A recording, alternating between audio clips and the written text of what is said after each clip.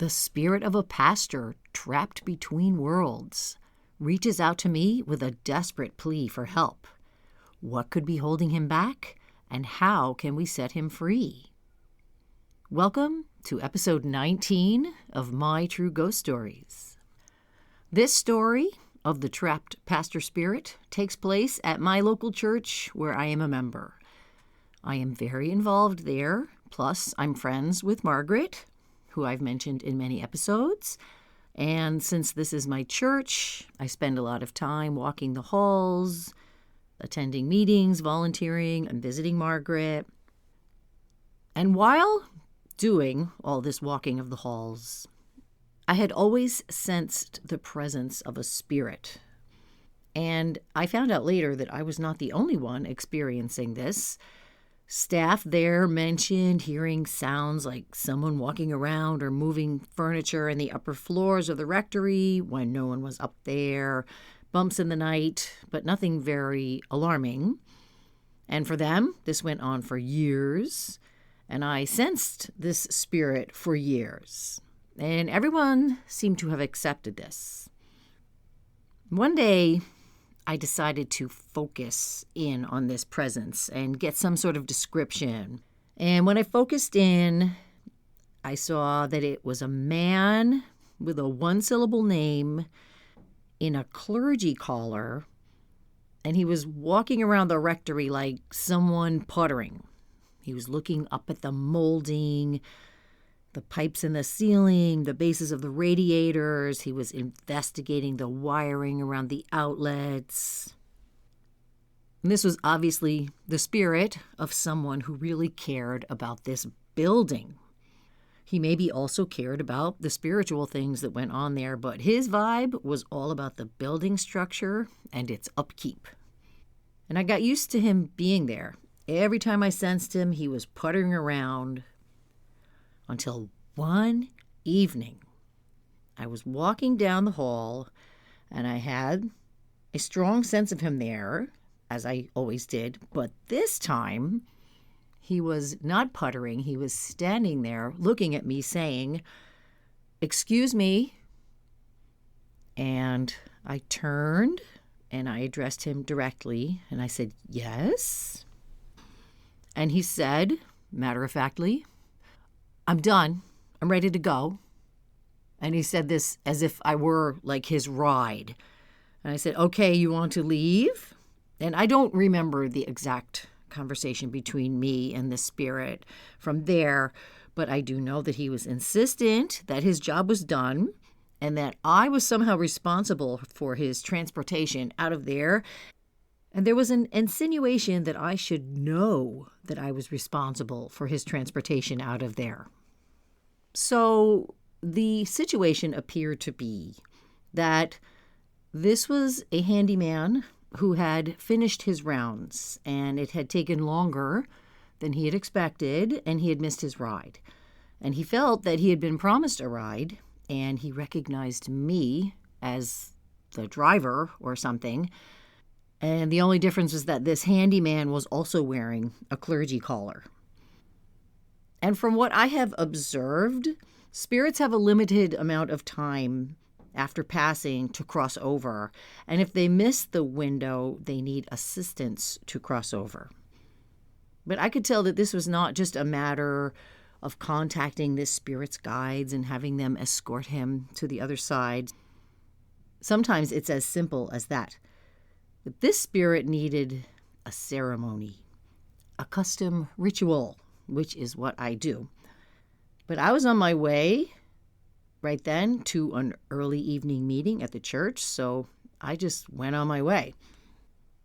And it probably came across as rude, especially given that this spirit recognized me as the one to go to when it was time to cross over. But I did not heed this request immediately, even after my early evening meeting. In fact, I even forgot about it and probably would have forgotten him completely, except for that this spirit was persistent. That night, I was awoken in the middle of the night from a dream of him telling me loudly that he's ready to go. And then the next night, I was awoken with a definite sensation of someone, albeit non-threatening, standing next to my bed saying, "Excuse me." And the third night, I was awoken from a dream with a very loud knock, knock, knock, as if someone were knocking on a door. And when I woke up, there was the same sensation of someone standing next to my bed, this time saying, "I'm ready to go. You have to arrange the ceremony. Did you call them? We're running out of time." And there was an urgency, like there was a deadline. And I admire the tenacity of this spirit. And I had to get some sleep. And I sensed that there was some sort of time limit here. So I went to see Margaret, who was completely on board with me bringing messages from the other side. And she said, "Okay, what's the deal?" So I told her, there's a man, a pastor with a clergy collar. He had a one-syllable name, and he was walking around the rectory for years. And he's been puttering around, checking the walls, the plumbing, the wiring. And he says he's finished now. And she said, "Well, that makes sense. We have just finished a big renovation of the supporting walls downstairs and an overhaul of the electrical system and the plumbing." So I continued with the information that I had gotten that day from my meditation on this pastor spirit. I told her, he wants a ceremony with another pastor saying some specific prayer or passage that goes at the end of a funeral for a member of the clergy. I didn't know what the passage was, but this is what I had gotten in my meditation. She said, "Let's call in Pastor Richard for that." And she paged Pastor Richard. And Pastor Richard came into her office and she said, "Tell him." He was less familiar with me and my messages, but he is a good pastor, so he listened. And so I said to him, "Okay, there's the ghost of a pastor wandering around the building, but he says he's done, and he's missed his opportunity to cross over, and he needs a ceremony where there's a specific prayer for the funeral of a pastor." Pastor Richard listened intently and then recited a passage from memory that was for a clergy member's funeral. And he said, "That one?" And the spirit pastor, which is what I'm going to call him for now, he briefly appeared to me right there and then and said, "Yes, that's the passage." And then one more detail came through. It's been 40 years. He's been puttering for 40 years.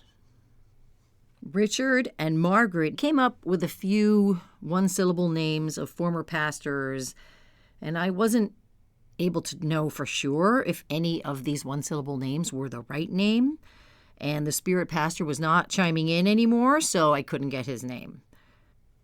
So Margaret, Pastor Richard, and I talked briefly about this ceremony/ritual, and we decided that it would be short, as Pastor Richard was very busy, and Margaret was enthusiastic, and Pastor Richard said, "Well, okay." And he was nice and willing to participate, but he didn't seem to completely believe, but he was willing to do what he could. So we arranged to have this ceremony the next day at 11 a.m.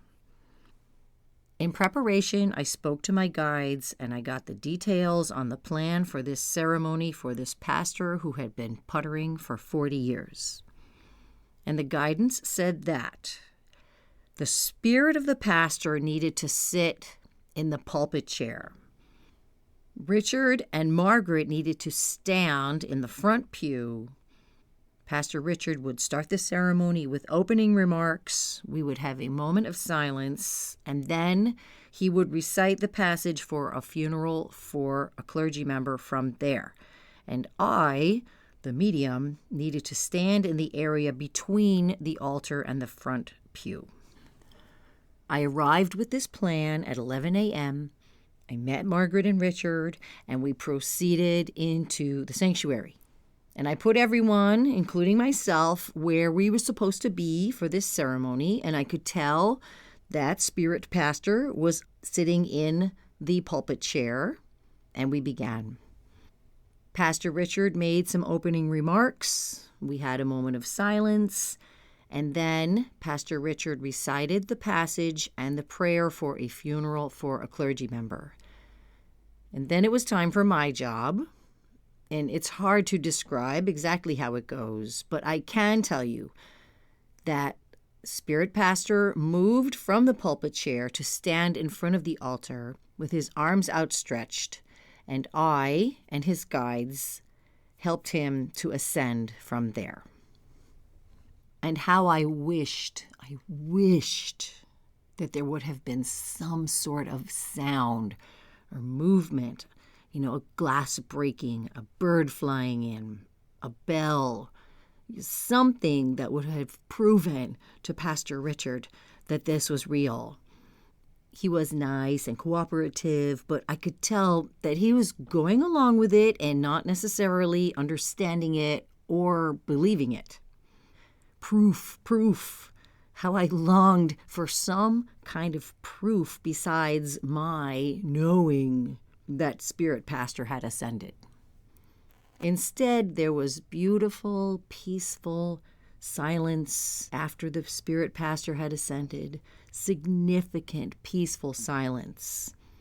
And we held that silence until I turned to Richard and Margaret and said, "Okay, he went up." They seemed satisfied. Margaret seemed impressed, and Pastor Richard smiled politely and nodded.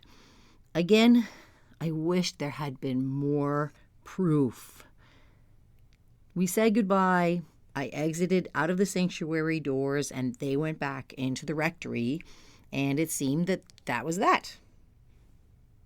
So I had wanted proof. Well, that happened. I was picking up my daughter the next day from an event at the school across the street from the church, and there I saw Margaret walking quickly towards me on the sidewalk outside. "Jennifer, I have to tell you something." And she told me this story. That morning, the day after we had done this ceremony for the pastor with the one-syllable name who had been puttering around the church building for 40 years, that morning, Pastor Richard had woken up early and, as part of his morning routine, opened a book that is for pastors to read every morning. And this book has a daily passage about significant events of that day in the history of the parish. And Pastor Richard told me the story himself later that evening like this. He opened up the page for that date, the day after the ceremony. And there was the face of Pastor John, which is the one-syllable name that we were looking for. And the passage about him said that he had died 40 years ago on this date. And Pastor John had been the pastor of this church a half a century ago and had been responsible for renovations at that time and an overhaul of the plumbing and electrical systems. So it was all there on that page.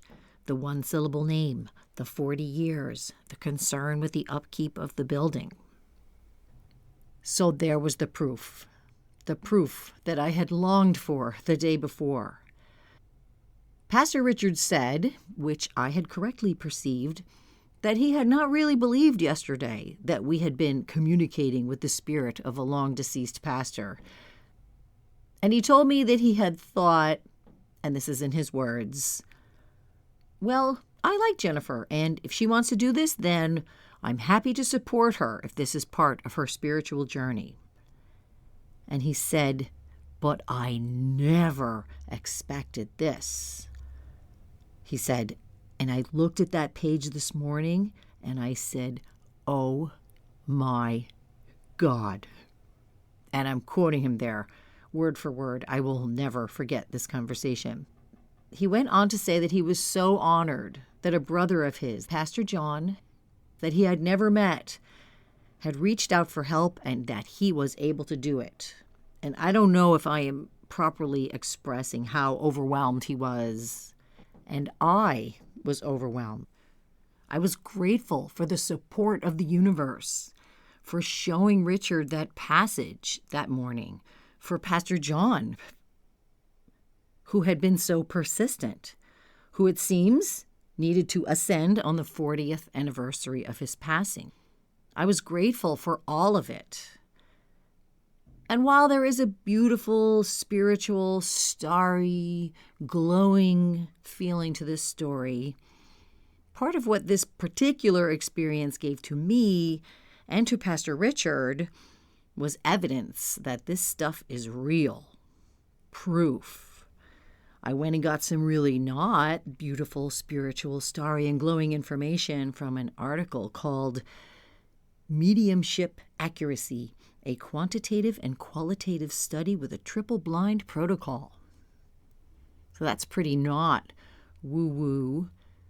But even this triple-blind analysis of mediumship by the National Institute of Health produced results that supported the hypothesis that, and I quote, "In some cases, the sources of the information are the deceased themselves." And the link to this article is in the show notes. So it's true. I believe it. The National Institute of Health believes it. And most importantly to me, Pastor Richard believes it. Do you believe that the deceased can communicate with us? Let me know in the comments. I want to hear all about it. And if you've enjoyed this episode of My True Ghost Stories, take a second to review it and share it with a friend.